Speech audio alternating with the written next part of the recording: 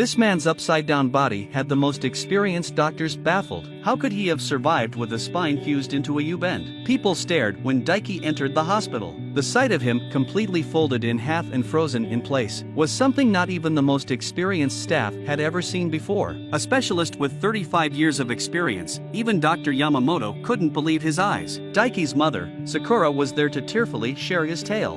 When he was a boy, he complained about aches and stiffness. We thought it would pass, but things got worse. Every doctor we saw couldn't help us. After years, his back seemed to make a U-turn when growing, before he ended up bent completely in half by his 16th birthday. It's been 30 years and he's unable to walk or see the world. I just want my son to have a normal life again, to have friends, hobbies, and a family of his own. But after everything, it feels impossible. Countless tests and x-rays showed the extent of Daiki's condition. The results were horrifying. Daiki suffers from a disorder called ankylosing spondylitis. It's where the bones begin fusing together, starting with the spine. This condition affects less than 2% of the world's population, making it impossible to study or cure. In Daiki's case, his spine has fused entirely in 3 places, which is why he's folded completely in half. And, dangerously, the position is putting immense stress on his organs. It's a miracle he's still alive. Daiki owed his survival to Sakura, his doting mother. She cared for him, becoming his hands, feet, and eyes. But as she aged, this task was growing more difficult. They've searched endlessly for someone who could help Daiki, only to be turned away each time because of the case's complexity. However, this time, Dr. Yamamoto agreed to take on the case. We'll cut through the fused bones and reset them. The dangerous surgeries will be spread out over several sessions, as parts of his body cannot be accessed until others are fixed. This will give Daiki's frail body time to recover from each surgery. However,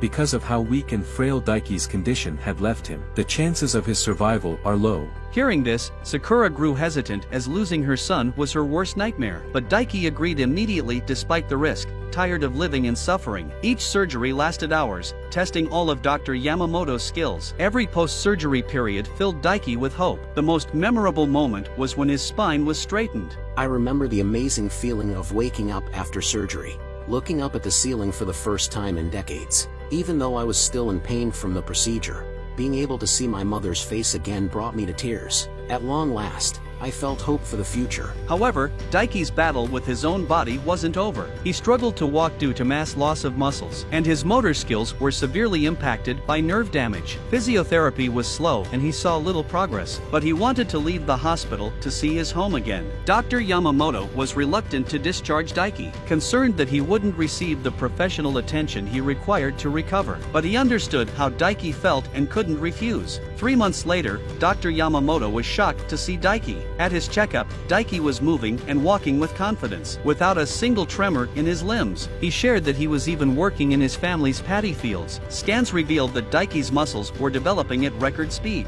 and his nerve damage was nearly entirely recovered. Daiki shared how he managed this feat. It's thanks to the gods. My family took me to visit a rural temple. They had a practice called the Walk of Healing. I made this walk every day to pray. Now all the aches are gone, and I can even run. Dr. Yamamoto couldn't believe this story and accepted Daiki's offer to join him on a visit. This led Dr. Yamamoto to make the difficult journey to the remote temple. Upon arrival, Daiki introduced him to the temple's abbot. The abbot understood Dr. Yamamoto's skepticism and asked that he try it himself. Dr. Yamamoto found the Walk of Healing was a dry riverbed, formed by smooth pebbles and mysterious metal ores. Walking the path barefoot, the doctor felt a strange sensation, starting from the soles of his feet and spreading to the rest of his body. When he arrived at the shrine to make his prayers, the pain and fatigue from the journey completely disappeared. Filled with vigor, he felt like he could scale a mountain. Dr. Yamamoto interviewed the abbot to learn more. Centuries ago, our founder was crippled in war and came here, as he received a sign from God and walked this path. When he did, he regained his strength and mobility. To show his gratefulness, he built a temple at the end of the path, so others may walk in his footsteps and be healed as he was. Dr. Yamamoto looked for a scientific reason for this, and what he discovered was incredible. The formation of the pebbles presses against specific points of the foot. That links to the damaged parts of the body through the nerves, stimulating the injuries to accelerate the mending of tissue. And after testing,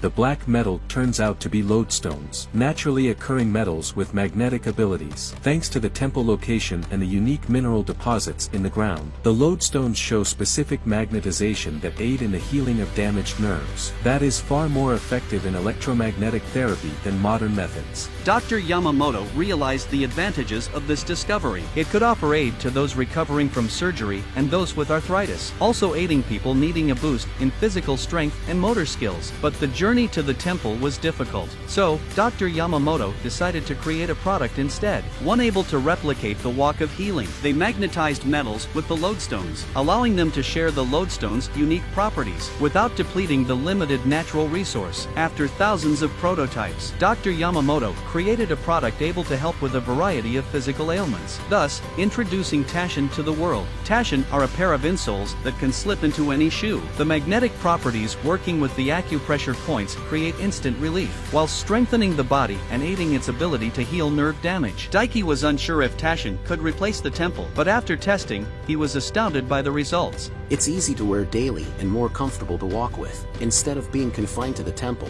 I can receive treatment anywhere. I'm growing stronger every day, and even started joining marathons. Daiki returned to his athletic childhood habits. Only a year after his final surgery, he took part in the Ironman triathlon, coming in first in the world's hardest triathlon, all thanks to Taschen. Amongst over 100,000 happy customers is Hugh, who's a former hiker suffering from old injuries. Age worsened things, causing his joints immense pain with each moment. At first, I could hardly take a step without pain flaring in my joints. I was so weak that doctors said to use a wheelchair, but after Taschen, I feel young again and my aches and stiffness are gone. And recently, I've climbed the peak of Mount Kilimanjaro. With complex manufacturing, production of Taschen is limited, and stocks are already dwindling. So, what are you waiting for? Turn every path you step on into the walk of healing. Click on the link to find out more.